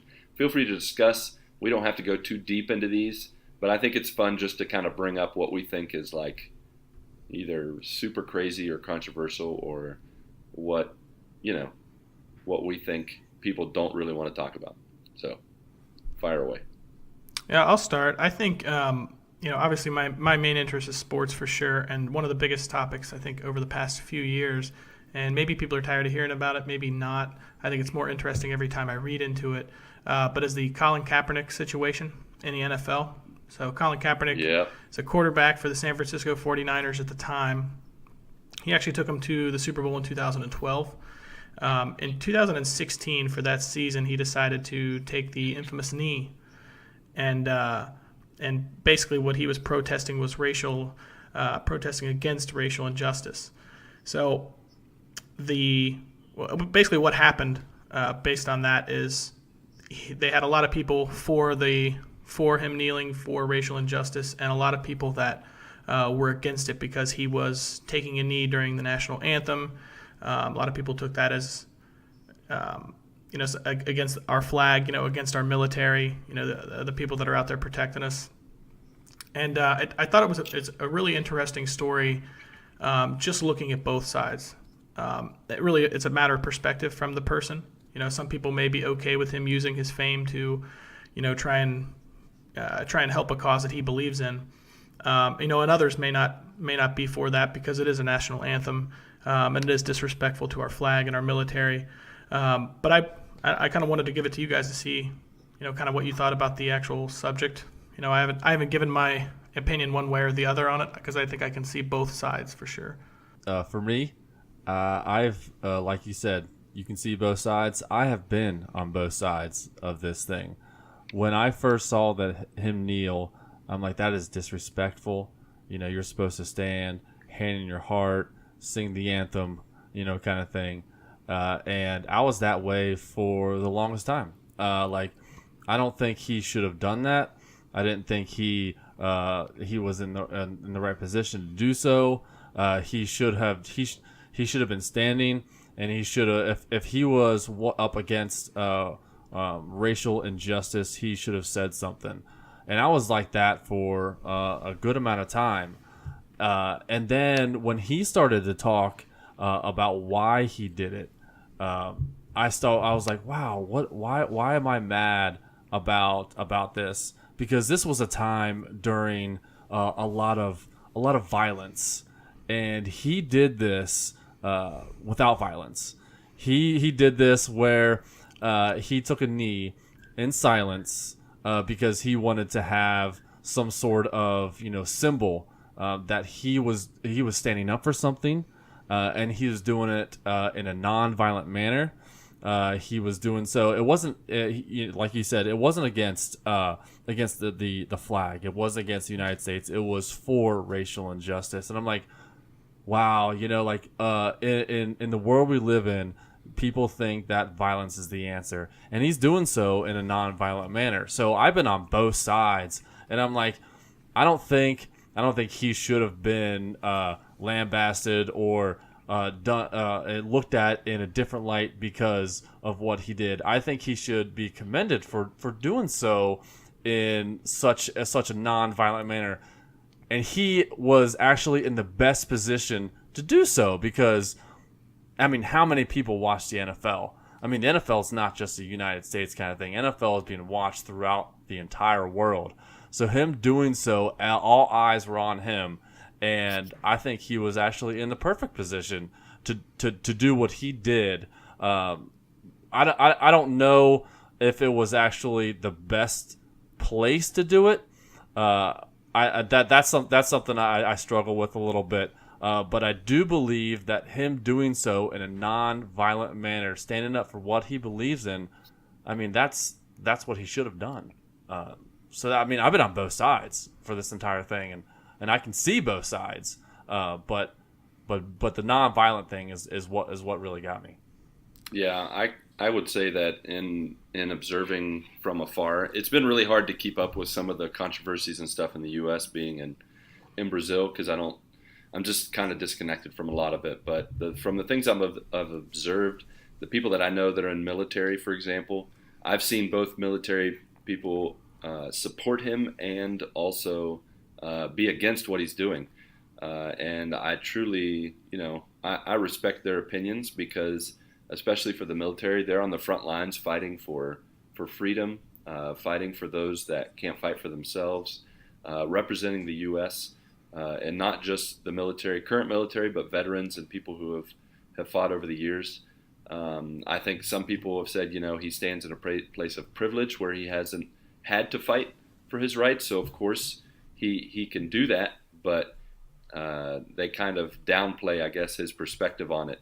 And at the same time, to me, the whole act of him kneeling, I kind of question if that's really that big of a deal to kneel. It's one thing to kind of sit in disrespect, or to like wearing a hat inside a church or something like that, where you're clearly not respecting what's going on around you. But to kneel, to me, kneeling is a reverent thing. It's something you do when you pray. It's something you do when you're humbling yourself. Kneeling is not something that is a form of disrespect. It's not something of aggressive. Like you kind of said, Patrick, it's not something you do when you're being aggressive or violent. It's the opposite. And so I feel like his gesture of kneeling is maybe a better path to take to make a point, and without actually disrespecting the flag or disrespecting the United States, the military, that kind of stuff. So just some thoughts that I've had from afar. Here's my thinking of it, and I certainly get both of your perspectives on that, and I do share some sentiment with that. I definitely agree in some places. Does he have every right to do that? Yeah, he does. That's what the United States is. You have that freedom to do so. That is the freedom of speech. The ability that we have to do that. Now, in my opinion, you kind of get from that, I believe it's from Jurassic Park, just because you can doesn't mean you should. And my opinion is there are other places, there are other arenas where he could take a nonviolent approach to speak out against racial injustice. There are different ways avenues he could have gone, and apparently is going, because I've heard that he has, I guess, supported different organizations with his finances and that kind of stuff. Whatever. But I just feel like I mean, there is the question of, well, what is the normal stance that one takes when saying the Pledge of Allegiance or singing the national anthem? It's standing with your hand over your heart, and so he's kind of doing the opposite. He's kind of doing something completely different. Now, is taking a knee the worst thing in the world? No, probably not. But it's the fact that he was this is kind of sort of drawn attention more to himself than to the actual cause itself. And is there some racial injustice in America? Absolutely. We're all sinful people, and we're not perfect at all. And of course, there's evil in the world, and there's definitely injustice. I will not disagree with that. But I just think there are better avenues he could have taken to stand out with his platform than basically drawing attention to himself and taking a knee during something that is highly significant to not just the pride of this country, but to the sacrifice of this country, and just the fact that there's so much freedom we have, but on the other side of that, it's the freedom that he can take. It's the freedom that he has to be able to take that knee. So that's just that's how I see it. Yeah, I definitely can understand that. One thing I will say is, yes, he did have a lot of other venues that he could have went, but none that would have gotten his message out to more people.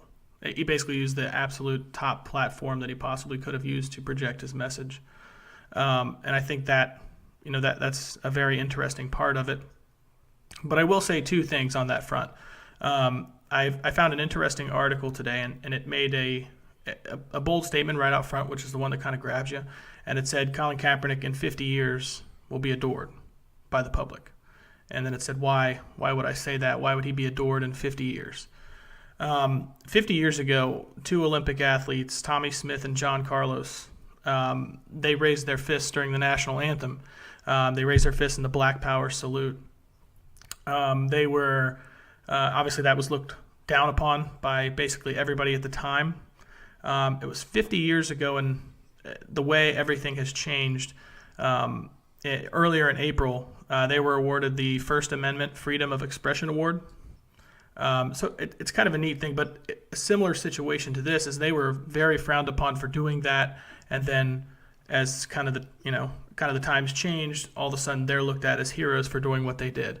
And the same scenario happened with Muhammad Ali. Muhammad Ali protested the Vietnamese draft, basically protesting the Vietnam War altogether, and it was frowned upon at the time. Tons of controversy with him and that. Well, George W. Bush presented him with the Medal of Freedom. So another scenario of where it looks like this at the very beginning, but in 50 years, is it going to look like that, or is he going to be looked back at as a hero? That'll be interesting in our 5,000th episode as a podcast. To no, but I can't wait to talk about it. No, but seriously, that's a very good way to look at it, because a lot of things that have happened in history when things have been very, very brass, and things have you see stuff that, oh my gosh, I can't believe they did that, but you look 30, 50 years in the future, like that person changed the landscape of the world or landscape of a nation. It's true. So in 50 years, I think we can agree that some people will still have an opinion on Colin Kaepernick. I think the other thing that people will be thinking about is, which is better, DC or Marvel? That's the other thing we need to ask ourselves. Because there can be only one, as the Highlanders would say. So are you saying DC or movies or DC comics? Are we talking comic book world or movie world? I think it just needs to be all together, like overall comic movies. Power Rangers. It's really only best. Yes. Wait, is that DC or Marvel? Neither. There's only two, right? Nothing Hasbro. else is nothing. Yeah, I was Everything gonna else say is Saban doesn't own them anymore. Yeah. It's Hasbro now. Yeah. everything else is fake news. So DC. Okay. Mine. DC. So I'm gonna say this. listen to you. No context or anything. You're just like DC. That's all there is to it. And moving on. I mean, can't you see the huge picture behind me right there? I mean, Nope, I don't does that see it. does that say your Marvel? Your hair's covering it. Hold Your on, hair's crap. too high. Put that well, down. you do have that that collage to Now the can right you of see you. Ah, there it is. Yep, I can see it. There it is. The big S. The big S, yes. The big S. Big Superman. ol' S. So I'm a big DC fan. Yeah, Supperman. I love Supperman. Superman. I do like me some supper. Yeah, yum. I will say this to the whole DC versus Marvel thing. Before I even go any further, I'm gonna just say, why not both? And that being said, I think the thing to think about here is when people say, "Oh, DC sucks," no, they're just looking at the movies as of late, within the past like 2-3 years. We're talking Suicide Squad. We're talking Batman versus Superman. We're talking Justice League. Those movies have generally been frowned upon. Well, I would say mixed, highly mixed, because you definitely have your hardcore DCEU fans. But stop and consider before that, we had the Dark Knight trilogy. We had Batman Begins, The Dark Knight, and The Dark Knight Rises. Those are some fantastic superhero movies. And they're all based around a DC property. And so, you know, DC has had some highs and some lows. And as Marvel has had some highs and lows. You know, the Eric Bana Hulk movie was not a good movie. So, you know, It's they the movie that will not be named. Don't ever bring that up again. So,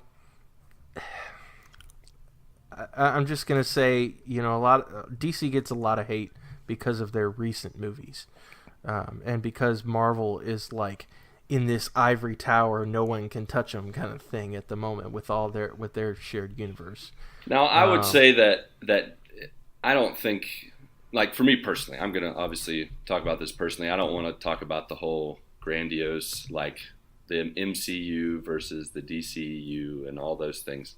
But in terms of, like, my experience with comics and with the movies taken into account across all the years, I just find Marvel content to be more digestible, because I feel like there's a greater balance between light and dark, positive and negative. I just feel like overall it's more balanced, and I feel DC tends to move towards darkness more, tends to move towards twisted more. Like, their highlight villains are like Joker and people who are just straight up out of their minds. Now, I will say that most villains are out of their minds. That's what makes them villains. But just their visuals alone for me are just not as appealing. And to me, visuals are very, very important. And I just find DC overall is just kind of like very emo, very dark. And I just find Marvel to be more balanced in terms of how they present their content visually, how they present their stories. There seems to be a little more balance. Now, I will say that the current movies and the run with the MCU is kind of, it's unfairly tipping the scale more towards Marvel, and people are forgetting, like you said, the Eric Bana Hulk, the past movies that, you know, the Spider-Mans and the Captain America TV show back in the 70s and 80s or whenever that was just downright awful. And the Hulk, now the Hulk was classic, but let's admit that the old Hulk, I can't remember his name. Do you guys remember that guy's name? Back in the 80s Hulk show? No, sir. That was, well, Bill Bixby was the, and they technically didn't call him Bruce Banner, and they called him David Banner on the show. Yeah, that was weird. Yeah, But, and Banner, like the Lou rapper. Ferrigno was the Hulk.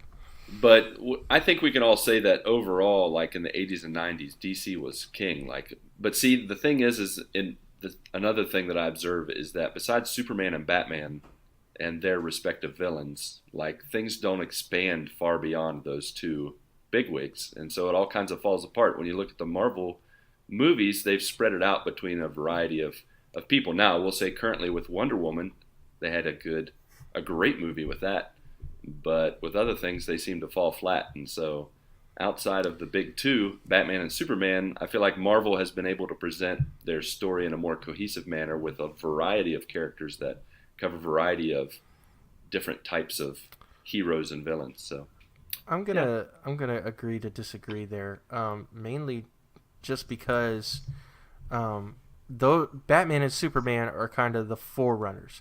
They are the ones that went out first. So that's why I think they're the most noticeable in American pop culture. But like Wonder Woman is certainly right behind that, and she's coming for the big two, especially with her being in the DCEU and her movie doing so well. But also you've got guys like Green Lantern, you've got the Flash, and those are very lighthearted characters. I mean, they have an entire Green Lantern Corps. And it's like a huge universe of Green Lanterns, and one of them is a dang squirrel, for crying out loud. There is a Green Lantern out there that is a squirrel. It's just, I don't think DC has been given as much of an opportunity to expand in their cinematic universe so much, the kind of more lighthearted characters. And I think the TV shows have been able to do that. Well, specifically the Flash. Arrow is still kind of dark, but you've got Legends of Tomorrow and Supergirl and the Flash. So the lightheartedness is certainly there.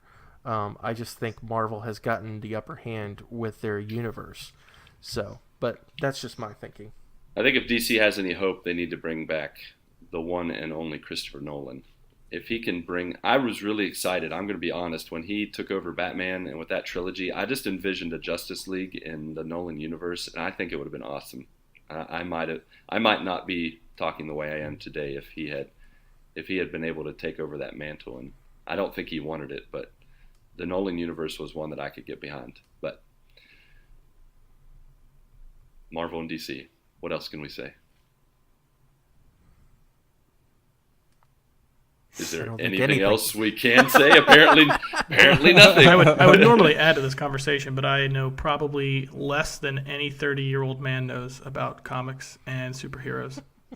Like, if we could play a game like which superhero is DC, which one is Marvel, you guys would probably stump me every time. I'd be guessing. No idea. That sounds like a fun game. We're gonna have to do that. Let's play a game. Let's play a game. We get like some Come on down. good music in the background. Dun-dun-dun. So, do you guys have any other controversies you want to share before we reach the end of our fun? I have one last one. Oh no. Let's hear it. Lapdog or big dog? Which one? I mean, I think you're asking rat or dog. That's what you're really saying. Oh, boom. Coming Rat right or out of dog? the gates. Yeah, that's right. Jeez. I take offense. I would say big dog if I had the choice. I've had both. That's my boy, both, Ronnie, my boy. If I had the choice, man, I grew up with Labrador Retrievers, and they were the best. I would choose a lap dog, and I would feed it to the big dog. That's what I would choose. Jeez. We apologize to PETA. Speaking of dark, for any Bigger controversy than I thought. Yeah. All right, go ahead, Pat. Let's hear your side of things. What are those huge horse dogs? like a Great Dane or something. Yeah, like a Great Dane. Those are Listen, way too feel like big. you So can't- you would. So got hold on Great a second. Danes, you got All right. Mastiffs. You would rather have a Great Dane than a lapdog? Is that what you're saying? Yes. you should have just Yes. phrased it as: would you rather have a dinosaur in your house or a regular-sized animal? Yeah. What kind of dinosaur? Because I don't want no like Velociraptor just like roaming around. I mean, if he was trained Would to you? not attack you, I feel like that would be awesome. Yeah, exactly. Haven't you watched the new Jurassic World movies? You can train them. Okay, so would you rather have Blue in your house or a lapdog or a big dog? Totally blue. And then a big dog, and then I would then that's it. So you would rather have Ratatouille fed to your big dog than have a lap dog? Yes. Let me back you in the corner. I'm gonna go with a Velociraptor, Bob. We're feeding so many animals to other animals. It's really funny. This just got dark. Is this DC? What's going on? No, I'm a lapdog guy. I kind of want somebody that I can actually like have up on the couch and be able to sit on the couch still. See, couches are for people. That's the thing that I don't always understand is why does the animal have to be on the couch? If you have a big dog, you can just put your hand out and pet it. It doesn't have to be on the couch, like a family leaning member. on it. How are you supposed to take naps with your dog then if they can't lay on the couch? I'm sorry, I don't do the naps with the dogs. Well, therein lies. I feel like cost I'd be the guy to get up and move out of the way so his dog could have the seat on the couch. Like, I guess I'll just sit on the floor. It's fine. True love. I will say this. I love my in-laws' dog. His name is Duke. He is a. Is he a lab? He is not a lab. I would, now that I have to actually say it, I can't remember. Is he a little my labradoodle? father-in-law is probably. He's not a labradoodle. Is he a doodle? No, he's not a doodle. Is he an oodle? He's not an oodle. What are these dogs? We're just trying to jog your memory, Mark. We're just waiting on you to tell us the name of the dog, so you know. Was it a Velociraptor? He's a Doberman. Wow. Duke the Doberman. He's a Doberman. Nice. He's a Doberman pinscher, and he is a big Doberman at that. Even when he was like a baby, and my in-laws have hardwood floors, and it sounded like there was a horse galloping through the room every time he'd be running around. Oh, them. And that dog now is absolutely huge. Yeah, I felt like when my in-laws first got him, I had to yell like, "The British are coming! The British are coming!" Well, that's awesome that his name was Duke. But now that dog is freaking huge, and he's a jumping dog. So every time he sees you, he's got to jump up and like launch his paws at you, and that is not comfortable. So I would rather not my dog do something like that. I would just be able to I enjoy my dog Cisco. He is a long-haired Chihuahua, and he is like the biggest lovey-dovey dog. Like anytime he gets super excited when you come home, and he immediately just has to like cuddle up with you. And so I don't care. You can judge me all you want, but I am happy with that. Please tell me you named him Cisco because of the musician. Negative. That is not the correct spelling. Cisco because of Flash? Dang it. Yes. Boom. Yeah, Ronnie wouldn't have known that. So it was a good try, Ronnie. It was a good effort to make that connection. Cisco is short for friend Cisco. I was going with the pop culture version. It was a good try. Dong, dong, dong, dong. Oh, wow. Hey, I'm gonna be honest with you guys. I really don't have a problem with the size of a dog. My thing is when they have the traits that are typically, like, I guess, stereotypical with little dogs. They're yappy, and just, I think it's because of the size of their brain. Their level of obedience is a little bit of a challenge sometimes. That's just the experience I've had with little dogs, generally speaking. And I know that's not true for every little dog, so I generally keep with the dogs that are bigger because they have bigger brains, and they generally know how to keep their mouths shut. Science. They generally know how to obey and do more than just, sit and roll. They can do lots of different commands because of their brain size. And so that's the only reason I generally go towards big dogs.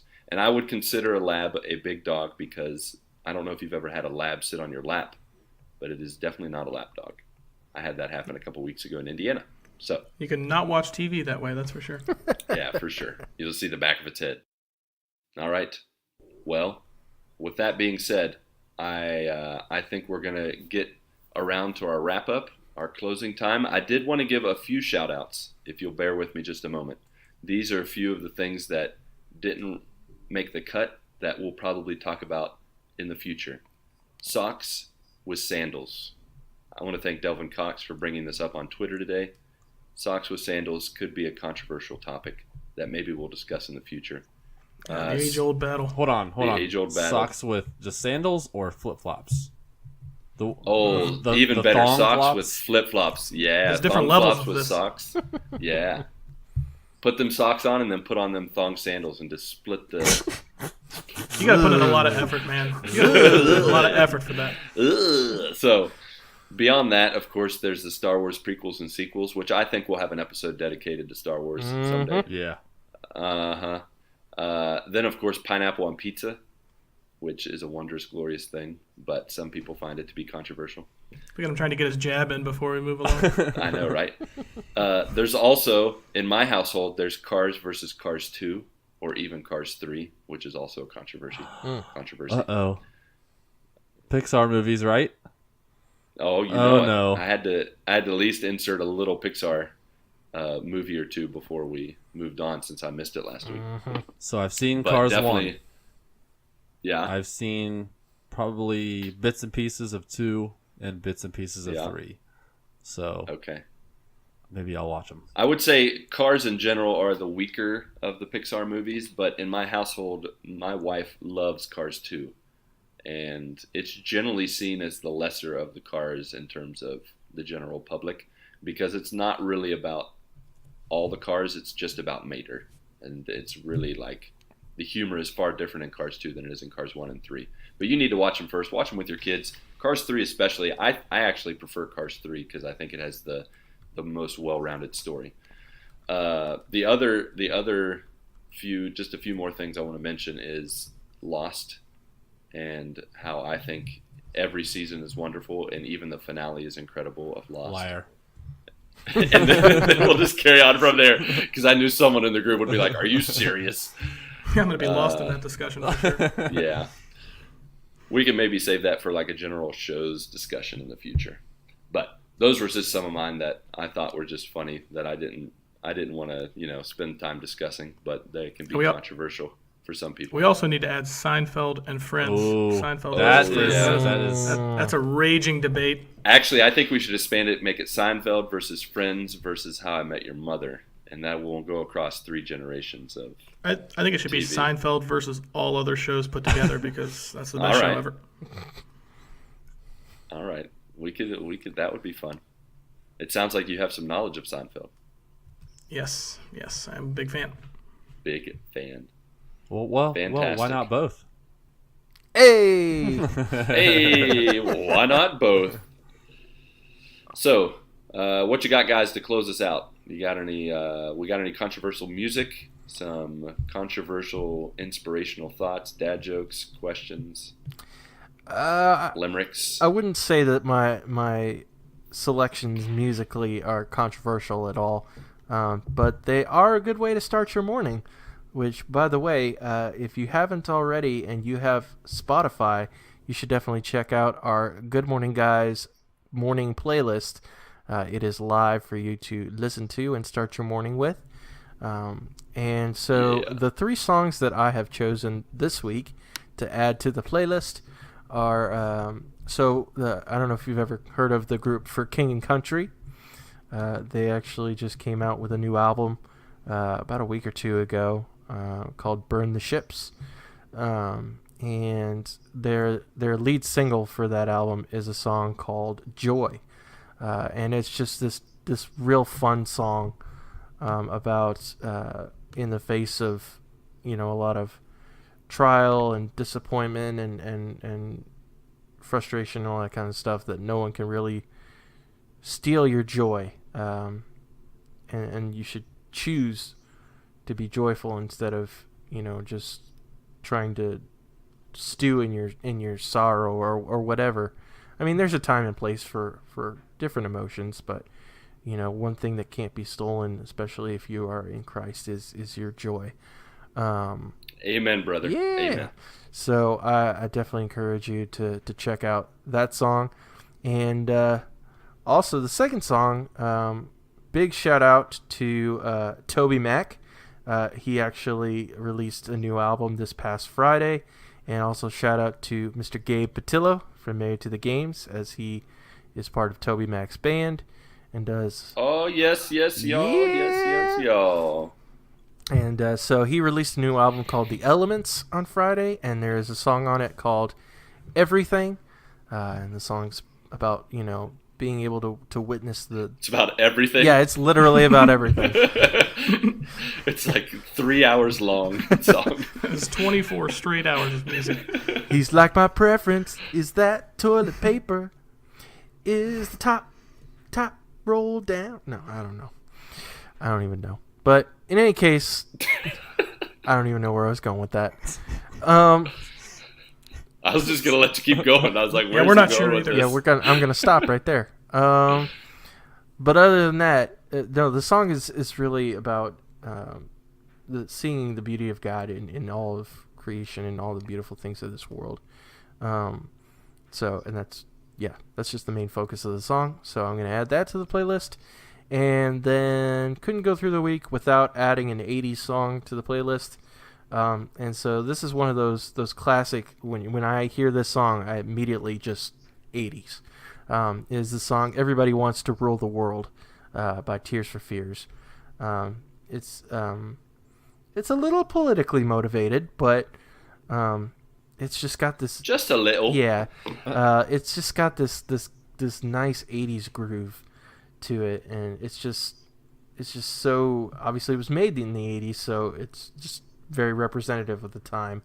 And I just enjoy listening to that song. So I'm going to add that to the playlist, and again, encourage everybody to check that out. Now, did you add any trivium to the playlist? No, but I probably should. Yeah, you should. That's good Okay. stuff. Yeah. You want to throw a Homework. Trivium, Homework for next song week. or two out there again, Pat? Uh-oh. Yeah. Uh-oh. You could sing it for us. The mic is back Sing on. it. Now, if you want to watch one of our blackout streams, you can hear it there. Okay. Ooh, teaser. Cool. Ronnie, did you have anything you want to share, buddy? I actually do not have anything to share today, so I will send it right back to you, sir. Fair enough. I did want to give a big old official thank you to the podcasts that have allowed us to guest on their show. Yeah, buddy. Patrick already mentioned one, Quest for Pixels Gaming Crew, at Quest for Pixels on Twitter. We were on their Quest for Pixels Conversations podcast. I think it was just released today, I believe. And you guys can give a listen to that. And then also here in a couple weeks, towards the end of October, we will be on the Delvin Cox experience. At Delvin_Cox on Twitter. We guested on there actually in September, but it's being posted now at the end of October because that Delvin Cox, he is a busy man. Podcasting machine.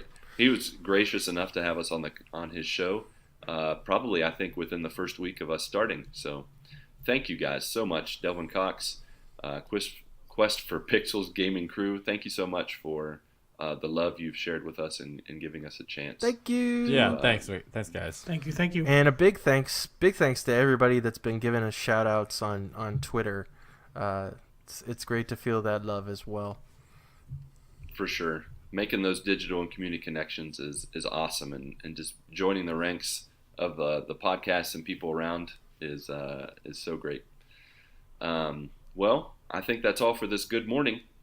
Again, if you'd like to participate on the show by asking questions, suggesting future nicknames for us or even a topic, there are a number of ways to go beyond listening and connecting with us as a podcast on Facebook, YouTube, and Twitter, The Good Morning Guys, or at the GMG Podcast. And you guys can also find us personally at Nova Beyond on Twitter. At Ronnie Johannes on Twitter. At Musique829 on Twitter. And at MTTG Brazil Team for Lucas Ham Swisher. And that's also on Facebook and on Twitch, Pastor Ham. And beyond that, see you next Thursday morning or afternoon on iTunes, Stitcher, Google Play, YouTube, SoundCloud, or Spotify. Also, rate us on iTunes to show a little love. And help us connect with even more international listeners on our international podcast. All right, my podcasting brothers and sisters and listeners, friends and family, go get your good morning this week. May God bless and guide your lives as you live, work, and game. Ciao and ate a próxima. See you next time for our Halloween episode and our next installment of the Good Morning Guys. 1, 2, 3, 4.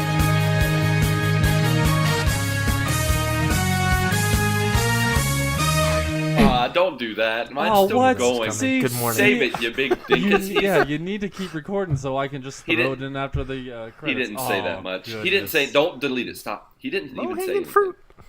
So his recording is meaningless. Discontinue.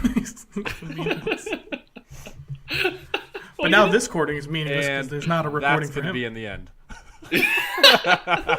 Just forget it. It's meaningless.